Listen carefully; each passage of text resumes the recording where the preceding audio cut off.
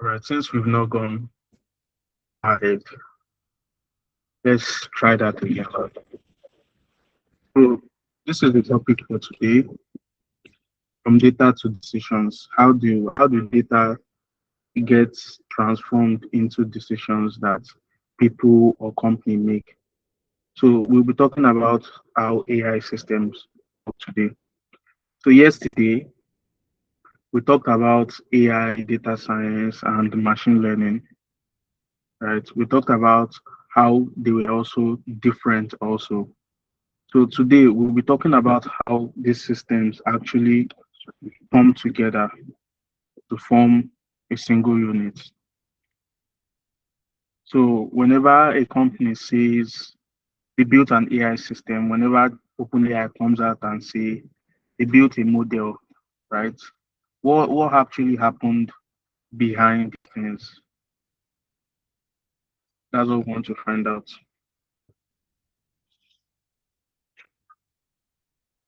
So one mistake people make is thinking AI is just a model, is just the code.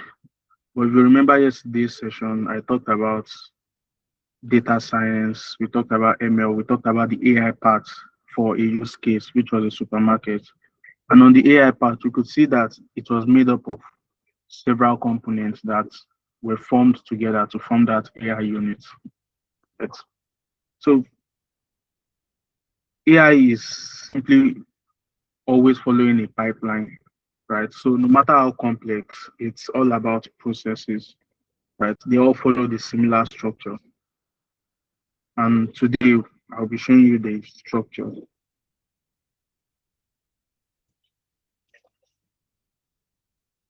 So let's look at the first component of the pipeline. We have data sourcing or data collection, right? Whenever you want to start to, whenever you want to work on an AI system, you definitely need data. I remember saying this yesterday that you can't build an AI system without you having data. Next, we have data cleaning. Now we'll go into all this shortly, but just keep this in mind. When you get your data, you need to clean your data also because your data is dirty. And then we have the features. So when you look at the data, there are some things you just want to bring out of it. Like those are your features. Those are the important parts of the data that you need. And then we'll talk about the model. Right. We're going to talk about the model. Finally, we'll talk about the prediction. So if you understand this, because this is the entire idea, if you understand this, you're going to understand how AI system works on a high level. So whenever a GPT model comes out, this is what it's always going to do. Right? It starts with data and then it ends with decisions, which were which are formed from the prediction you made. So the question for you guys here, which part of this process do you think is the hardest? Like you can unmute also and you can type in the comments. So which parts do you think is the hardest here? Is it building the model? Is it finding the exact features to use? Is it getting the data? Is it cleaning the data? So which parts do you think is the hardest?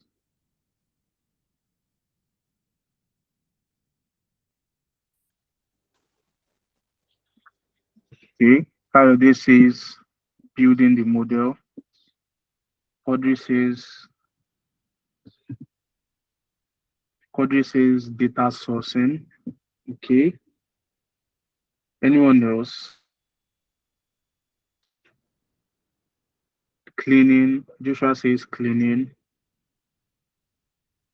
Okay. By the way, guys, I hope I'm doing well with the presentation so far because I am not so used to presenting this way, right? So your feedbacks, please just you can fill in the feedback form and just let me know how I'm doing or what I need to improve on, or if I'm rushing too much. Just put it in the feedback. You help me help you. Okay, so Usman says cleaning, Michael says cleaning, Blaze says cleaning. Well, we'll get to that. We'll get to that. So let's carry on. So another case study today. This is case studies are really helpful because you get to see how these things we are talking about relates to like the real world. So we'll be taking a common widespread example for this case study. And what we'll be using as our case study here would be music recommendation system. So I think I talked about recommendation systems very briefly yesterday. So now we want to see what actually forms a recommendation system, right? So let's think of YouTube Music or Spotify, for example, now. Just keep YouTube Music or Spotify in mind. Right? Whenever you open the app, you see songs that you likely like. Right? So we want to go into that today. So the first step of the pipeline, because we're in the process of explaining the pipeline now, the first step is data sourcing or data collection. So as I said earlier, everything starts with data. So you can think of data. Now we are dealing with music recommendation, right? So you can think of data like the songs you listen to, maybe how long you spent on a song, how many times you played it. Like all this data are very useful for the companies, for companies like Spotify, like YouTube Music, even Audio Mac. Basically, almost all apps actually try to take your data in one form or the other. So the songs you replay, even things you might not think about, like what time did you open the app, what time did you leave the app, all those things are being tracked, right? And these things are usually important because of advertising. These companies would sell your data, right? You might have heard of that term before, companies selling your data to other companies. That's why out of nowhere, you can just get a mail from a company you don't know before, and they'll be advertising their products or services to you. So, like I said, everything starts with data. So, the songs you listen to, how many times you skipped, what songs you skipped, what songs did you like, how much time was spent on a song, right? So, if you are starting your project, you can check out these sources for data. We have Kaggle, the United Nations has data, NASA has data, hospitals around you also keep data. But those data from hospitals are not so easy to get because of integrity problems. They have to follow compliance, so they can't give out patients data just like that. These hospitals data, patients data, they're actually hard to get. Although you see some online, but if you go to a hospital near you, you'll most likely not be given. Right. So I talked about cargo. So let's actually look at cargo.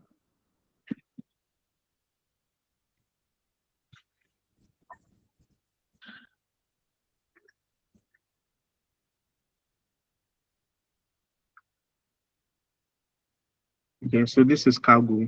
Cargo is a free platform that has a lot of resources for you to get started.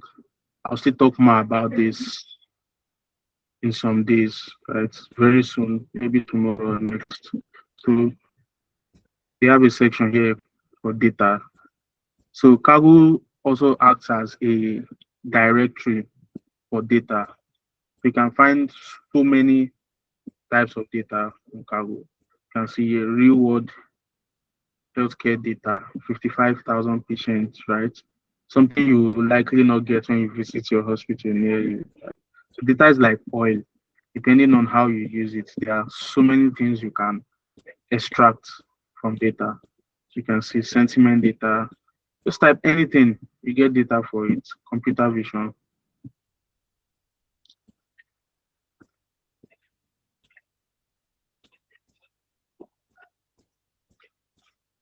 So if you're interested in working in with any of this, just type it out there.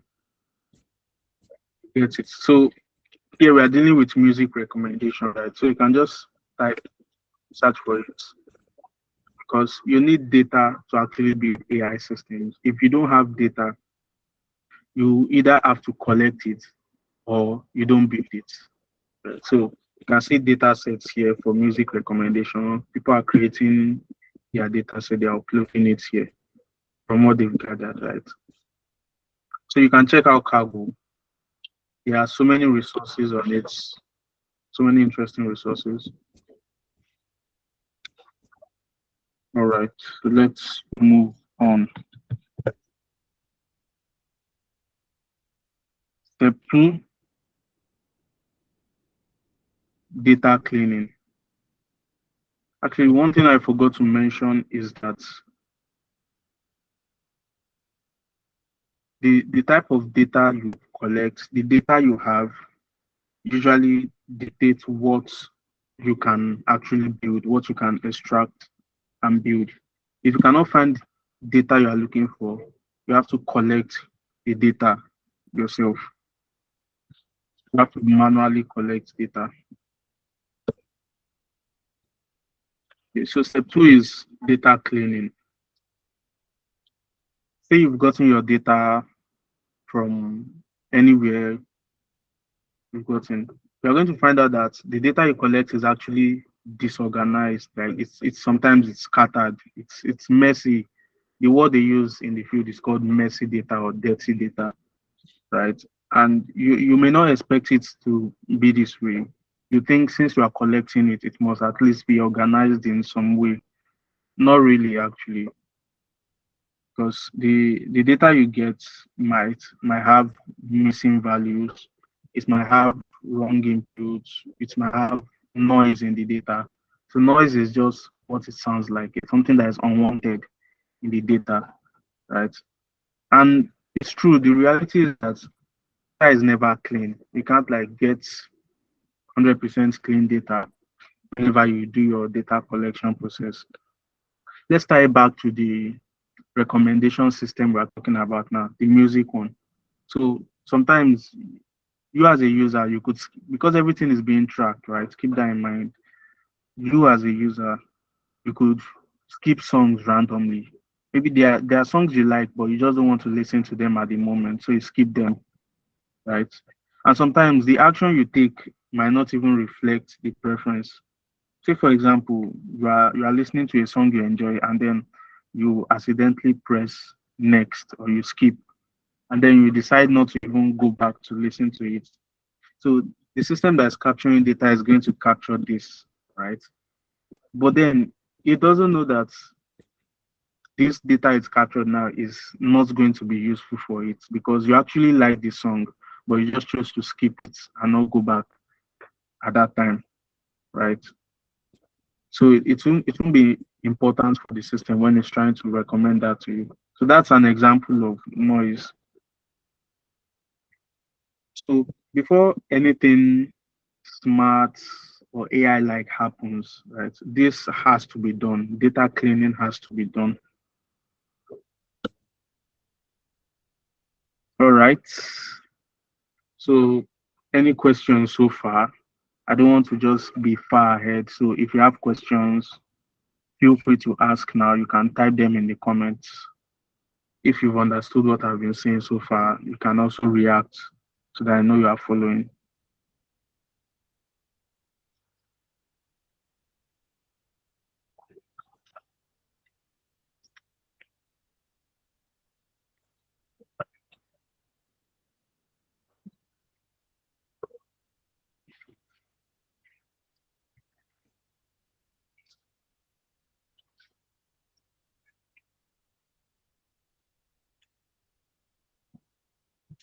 Okay, some people are saying they can't see the screen. Can you try rejoining? It's probably from your hand because some other people can. So try joining again. All right. So I guess there are no questions. That means everyone is following.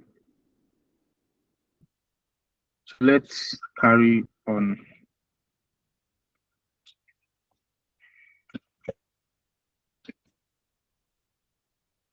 So this is step 3 now. We are going to be talking about feature extraction. So remember I talked about feature is finding what is useful in the data for you to use, right? And the reason is that you can't just dump data you get, you can't just dump it into your model, right? And just expect it to figure everything out. Well, it can. It's not that it's impossible, it's possible, but processes don't usually take that route, right? So let's talk about this music recommendation system now. So the system is actually gathering data on the genre of the music you are listening to, whether it's pop, it's classical, it's funk. Okay, it's on hand raised. Okay, Yeah, I asked the question, sir. okay, is it in the comments? Yeah, it's in the comments. Okay, how can one be safe not to download infected data? Okay, you that's why you use verified sources, right? You don't just download data randomly. Now, Cargo is trusted, right? Cargo is open source. So if you post the data that, well, this is how it is. If you look at the file format, they are CSV files, comma separated variable files. You can think of them this way. Let me see if I can. So comma separated variable could be things like, let's say you type this now, right? So this is the type of file. Let me see if I can download one.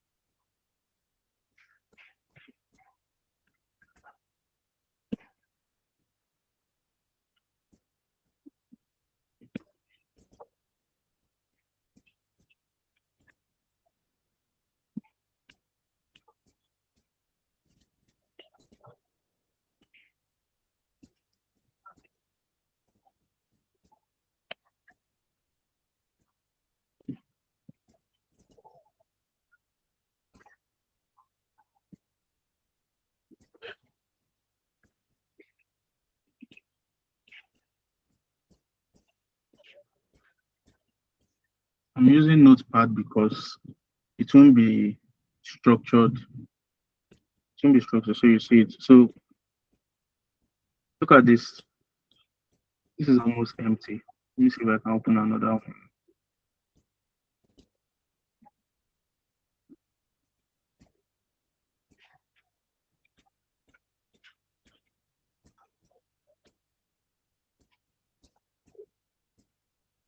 This too.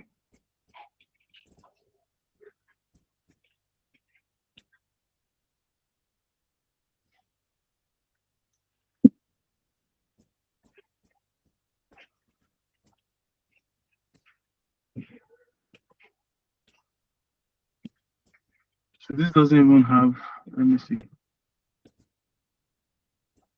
38 bytes is little. This actually doesn't even have anything in it. It doesn't have anything in it. But at least it's not virus, right? So let me see. I should have actually read this. Right, you can get the details of the files here. It's telling you there's nothing on the row, there's nothing on the column. That is what it's telling you. So there's nothing on this data, just wasted time. But the thing is, when you want to download on a site like Kaggle, they are usually CSV files, right?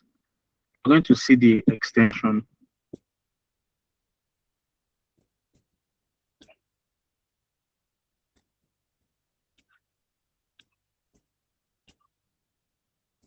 You're going to see the extension on the file name. You can see CSV file, CSV file.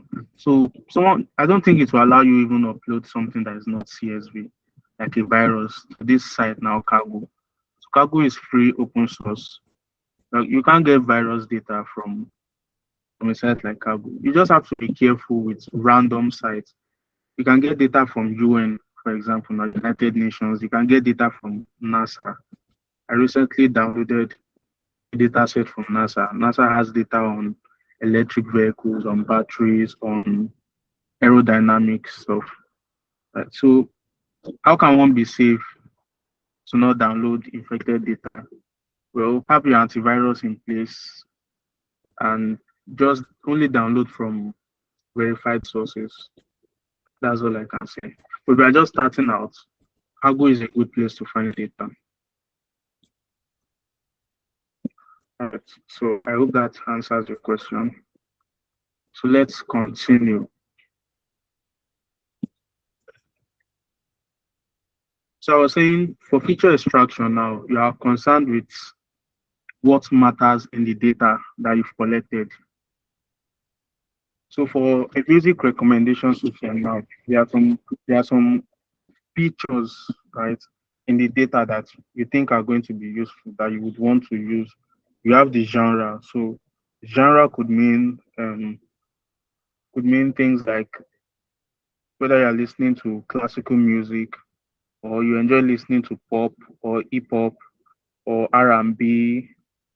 You get all those classifications of song genre, right? Also the type of artist you listen to. Say you listen to Burna Boy for like 4 hours every day. The system is keeping track of that, right?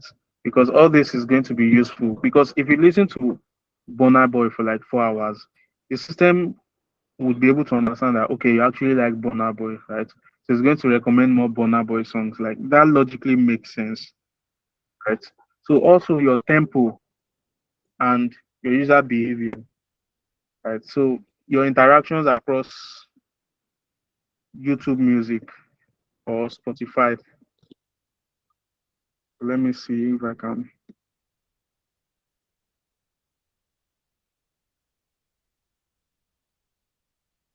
Okay.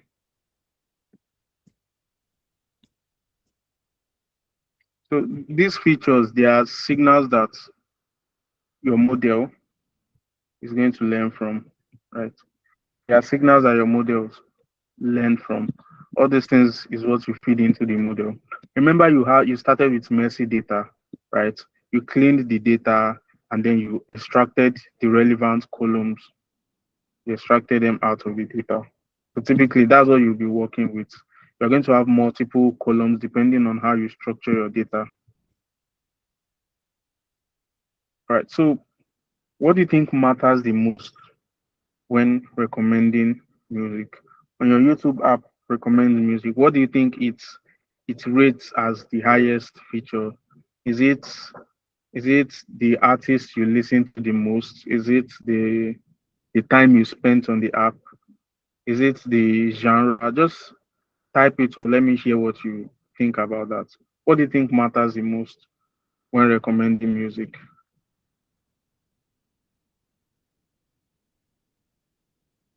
Is it the number of times you replay it, right? There are so many places data could come from this app. So you can type it in the comments. I want to see your comments.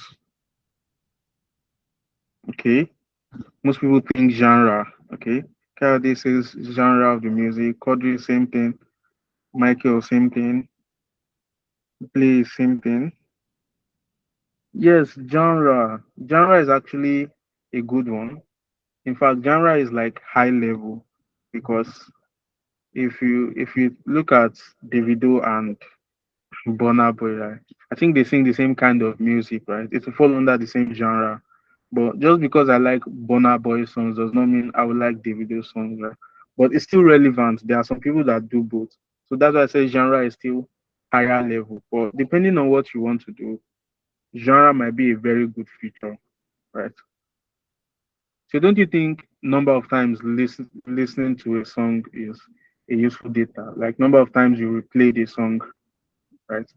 Also, have you even thought of this? This is how you even know they are getting your data, right? If you guys use Spotify or YouTube Music, you know that at the end of the year they do Spotify Wrap or YouTube Music Wrap. So that is like evidence that yes, they are using your data. They can do whatever they want with your data because this is something you yourself you are not tracking, right? But these people are taking note of it. If you recently, I downloaded my data from Twitter, right, in a zip format. You can actually request to download your data. You're going to get everything about your account, your data, basically everything about you. Right? Mine was around 600 MB. The folder I downloaded had all the posts, the pictures of the posts I've made, the ranking of my account, and some other things I could not understand that the system would understand. If they're trying to recommend something to you, all they need to do is to just pass that data through their system and just recommend something. So they are keeping data on everyone. So most people think the genre of music. Yes, that is not wrong. It's they are all relevant.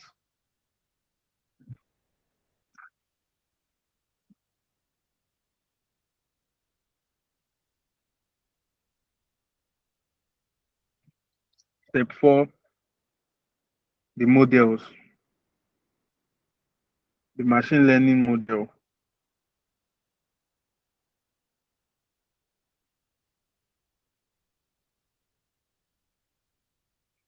So this is the part that most people think is AI. Like if I build a model, it does not automatically mean it is AI. It is just one part of the pipeline, one part of the process. And this is where machine learning comes in, right?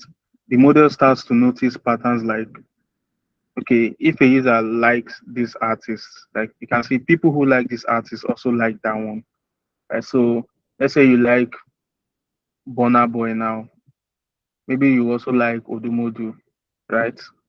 Also, another example would be users who skip fast don't like that genre, right? It actually makes sense. Say you are listening to a music now, you just skip it. The model will notice that pattern. Now, if you notice all this now, you can see that it is the model that it is noticing. You don't tell the model the rules or how to associate it, right? It just figures it out on its own, right? It figures it out on its own.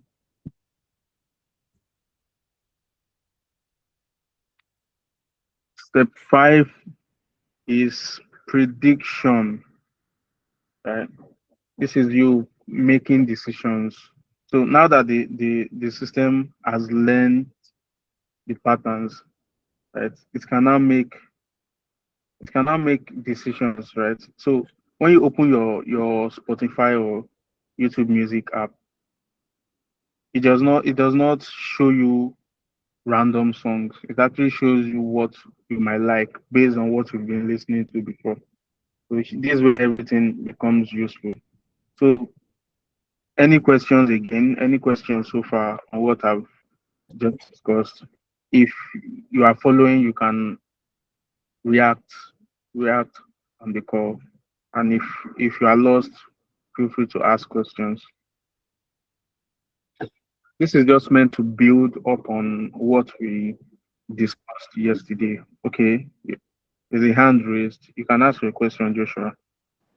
Good evening, sir. My question is that what if the data you collected is not from, you did not download it, you just collected it manually? How will you feed it to your model that you are building, sir?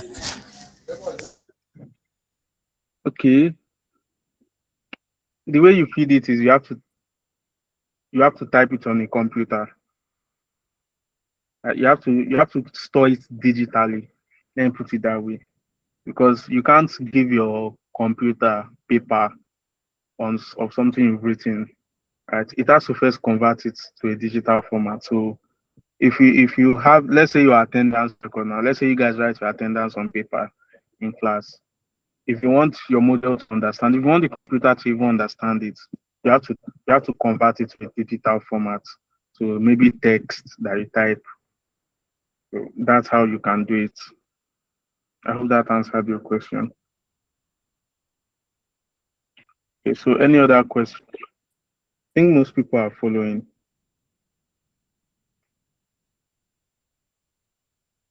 Okay, so I guess no question.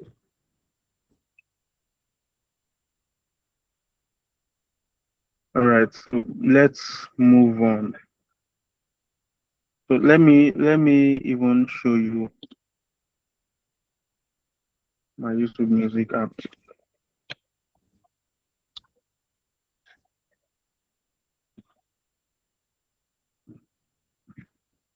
So this is YouTube Music. So everything you are seeing here on this screen now, right? It's as a result of the pipeline that we discussed. I listen to Nifex a lot. Once in a while, I listen to this. I listen to this. Forgotten favorites, right? It's keeping track of the things I've liked before. You can see the kind of song. Head in shots. So everything here, you can also you can customize these tools in such a way that you can select the artists you like and to be recommending those artist songs to you too. When you first sign up for YouTube Music, you are going to do that. I use Premium. I use YouTube Premium because it makes my life easy. No ads. I can play it anytime. So if you pay for YouTube Premium, you get YouTube Music also. It comes with it. So so everything you see here. So let's say I click on Energize now. You can see it already has mixed for me. It knows the kinds of artists I listen to, and it has recommended like a playlist for me with songs in it. You can see these are songs I've listened to also. I've not listened to this one, but it's recommending that I would like this one. Same with all this. Some of them I've listened to. So this is how recommendation systems work. This system now, it followed the same pipeline that we've been discussing.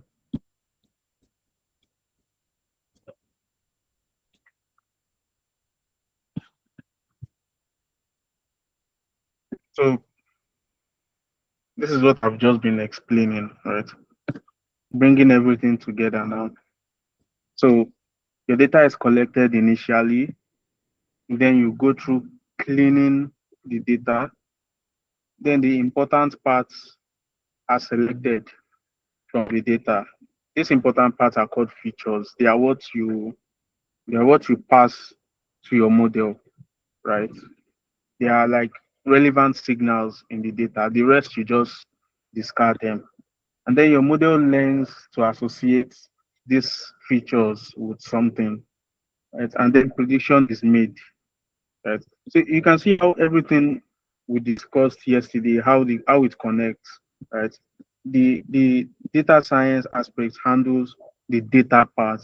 So data collection, data cleaning, maybe feature selection, right?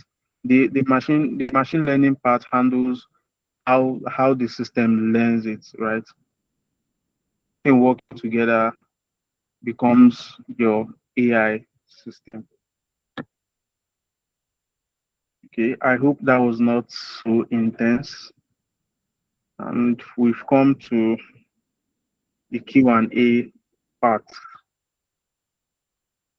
So any questions,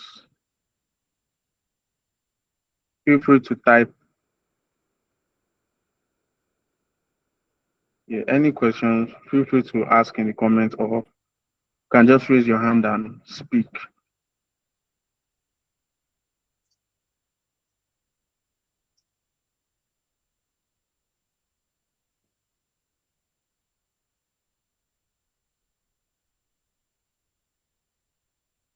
If Blaze, your hand is raised, you can go ahead and ask the question.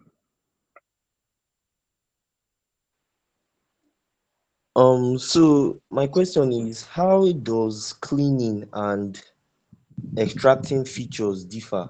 Because from what I understood, you said cleaning is removing any unwanted data, that is noise, from your data set, meaning what is left should be what you need for whatever you want to use it for. So what else are you now extracting again from your important data? Okay, so let me explain. Let's look at a data set, for example.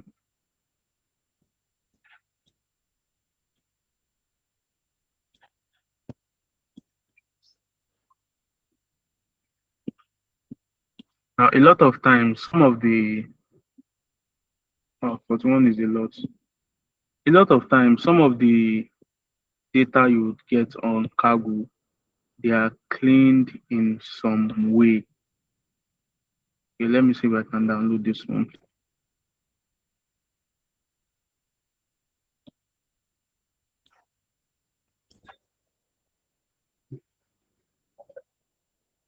Let me use Excel.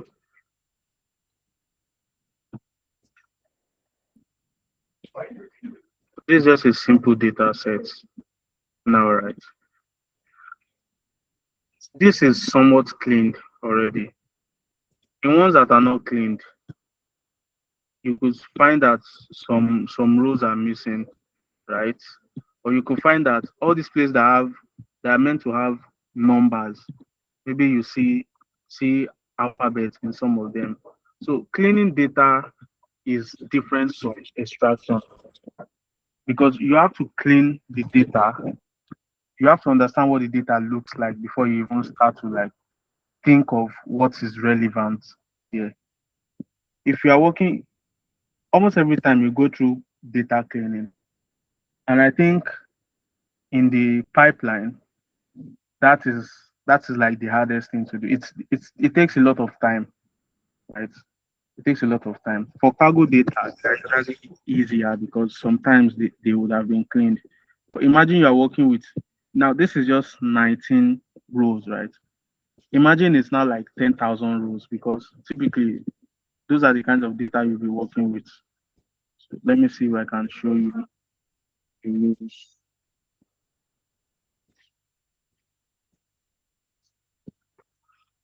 So look at this now.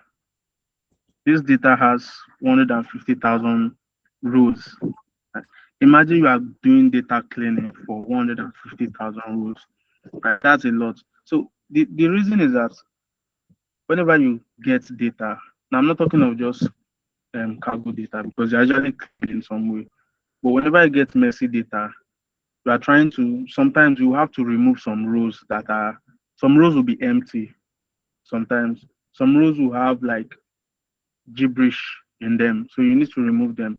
Some rules you would need to like fill them up yourself. There are now like techniques for how to fill them up. We have interpolation methods, right? That say you notice that in your data, for example, maybe there's a column there and it's going 2, 4, 6, 8. You know that the next one will likely be 10, even if it's missing, you fill it with 10. So there are methods for that. Feature extraction, on the other hand, now your data actually makes sense, right? But you're now trying to pick out the parts of the data you think will be relevant. Initially, when you look at your data, you can't actually, when you look at your messy data, your dirty data, you don't even understand it. So cleaning, when you do cleaning, you are then going to do what we call exploratory data analysis. So you are exploring your data that way. You're looking at, okay, for this data set now, in some way they've done a little bit of it for us here. So this is exploratory data analysis. It's telling you the movie ID now. There are two types. That's what it's telling you here. There are two types. Here, the primary key is 64,000. So these are individual keys there. So all this is data exploration. Even this, finding out that it is 150,000 records is data exploration. So when you do all this, you now start to think of columns that are important, right? Say you are only concerned with, say you are not interested in movie release dates. Maybe it doesn't help your model in a way, right? It's after you've done the cleaning that you would actually like understand that we could remove this if it's not relevant for your use case and then just use the rest. So I hope that answers your question. In short, you have to always clean your data. Your data is like this, so it sort of makes sense. But typically, your data won't always be like this, right? It will be Star Wars that is here now. You could get like complete nonsense here. You could see like 50 rows missing. You could see out of 150,000 records. Say you actually need the 150,000 records, but then you realize that 10,000 of them are missing. Like, what are you going to do? You get? And sometimes you cannot just you actually cannot remove you cannot just randomly remove rows you think you will not need. It is in the feature extraction stage that you like understand whether some features are actually useful or not. So that's why you cannot just remove them from the cleaning initially. Your feature extraction phase usually comes with what we call feature engineering. So there you are dropping some columns that you think are irrelevant. You are combining some columns together to form a new one and all that. So I hope that answered your question.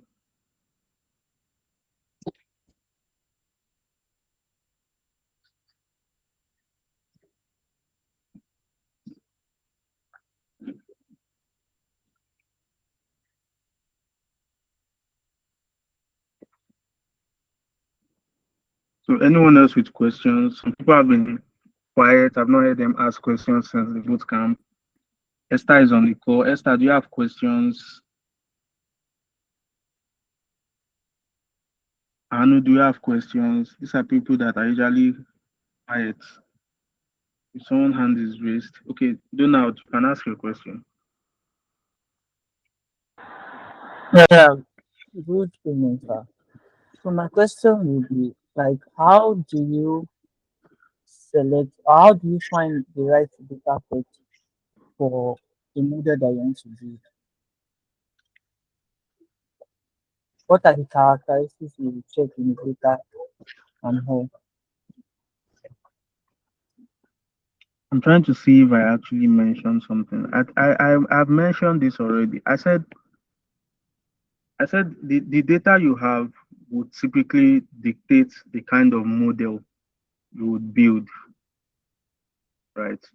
Say you want to build, what can I give as an example? Okay, there's a common one called iris data set. Iris is a flower, right? And you are trying to predict, I think you are trying to predict whether it is if you are trying to predict whether it is iris or not. I can't really remember what the goal of the data is.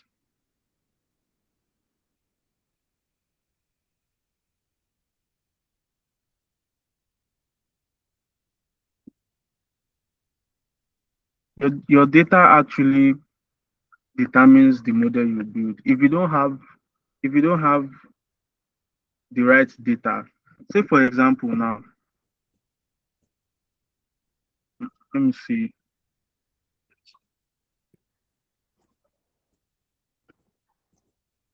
Let's say for instance now, you have you have all these features, right? Character, cast order, let's say name of actor or actress, as the main actor or actress, release date, and you're trying to predict the movie title, right? You're trying to predict the movie title from these features. If you don't have data that contains some of these things, you will actually not be able to do that, right? Say you've always wanted to build something that can be able to predict what a movie is based on the information you provide. If you don't have the information that you can use to train the model in the first place, you cannot build that model. So that's why I say sometimes the data would determine the kind of model you want to build, right? Out of the blue, if you say you want to build a particular type of model, if the data doesn't exist for it, you do your data collection yourself. That's why if you go to the database, if you go to these data sets, please, you see the way these data sets are named, they are named as if they are solving a problem. So look at this now, heart attack prediction. You just click on it, download the model for heart attack, download the data for heart attack, and you can build a model of it. So that's how it is. How do you find the right data? Well, one thing you should look at, well, if you look at Cargo now, they have scores. You can see usability 1010. Right? This is a score for the data set, this current data set. This data set is well documented, overview is provided, files in machine readable format. So this is a good data, right? Yeah, it was updated 21 hours ago. So I think this was the data we downloaded and nothing was inside. Okay, so this is terrible data, by the way. Maybe it is the last update that made it seem that way. Right? But typically, you get a score of how usable it is. This is bronze, or is it gold? I think this is bronze. They are telling you they're actually good data. You can see the number of upvotes for this 454. This is a lot. This is silver. It's telling you how good the data set is. So that's why sometimes directories are very good.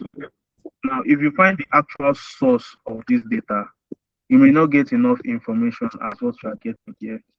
It may not even be cleaned already. But here you get more information about the data.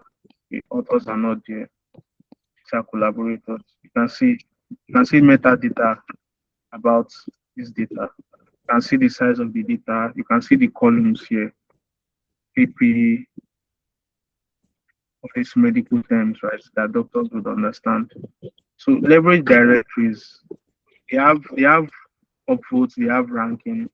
That's how you will know if a data is good. Also, if a data has like so many missing values and you can like get alternatives, just get alternatives and don't work with that because data cleaning is a stressful process. Because after you clean your data, you have to now like transform your data in a way for your model to understand, right? That's a topic for another day, but I hope this answered your question.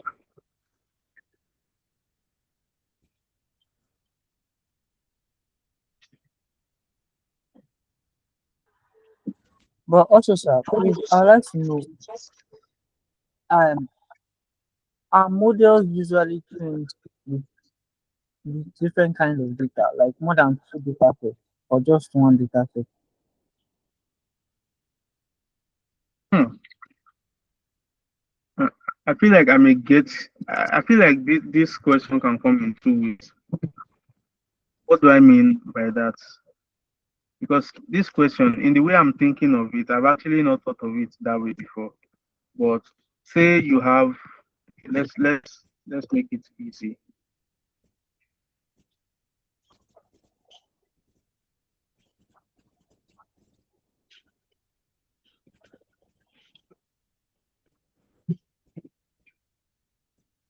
I want to assume this is not what you're asking. Say you download these data sets, you combine it Yes, together sir. and you use to create a video. Yes, sir. Like on the same topic, around like the different data sets you upload on it. Yes, you can, but you have to be very, very careful. Right? Now, what do I mean by that? Let's look at this data set now.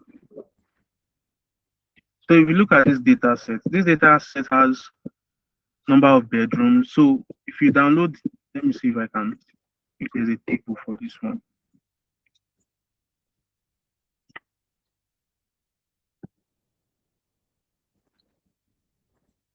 Okay.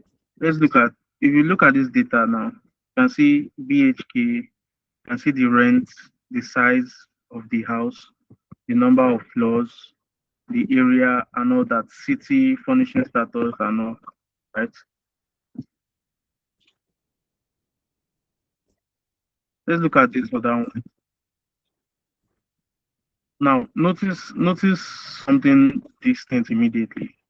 This one has the dates. The way this date is structured is different. That one had date posted. Like this one had dates.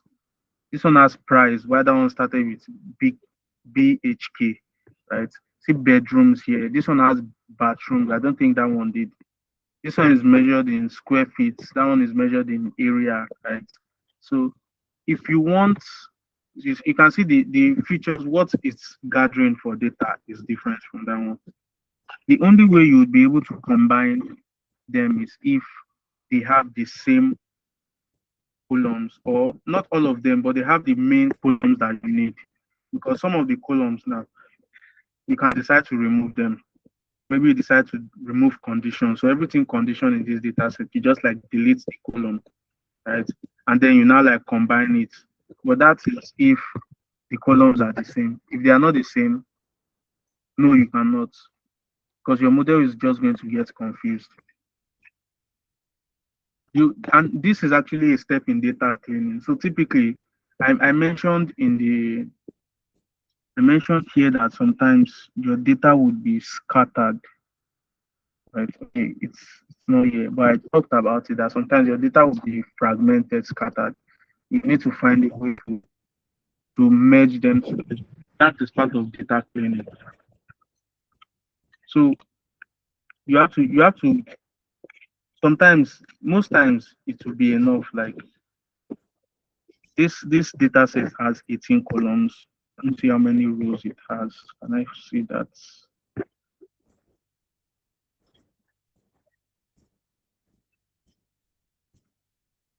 It's not showing me how many rows it has, but typically it won't be very short.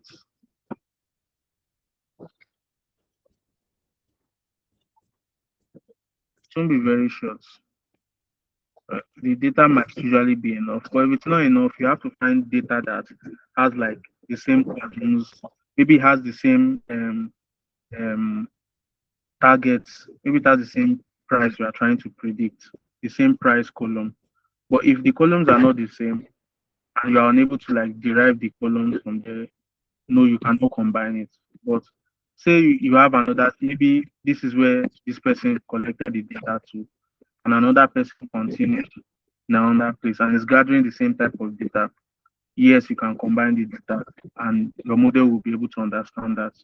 But aside that, no, you cannot use it to train. I hope you understand that answered your question.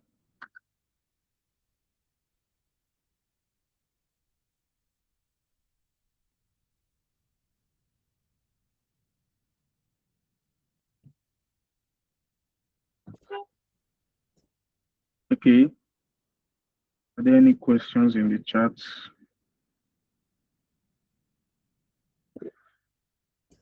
Okay, so I don't think there are questions. If you still have questions, please ask on the community, ask on the channel.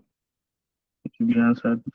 If you have questions about the Bootcamp also, feel free to ask on the WhatsApp community. So I'm guessing there are no more questions now. So thank you for staying to the end of this program. Let me stop recording now.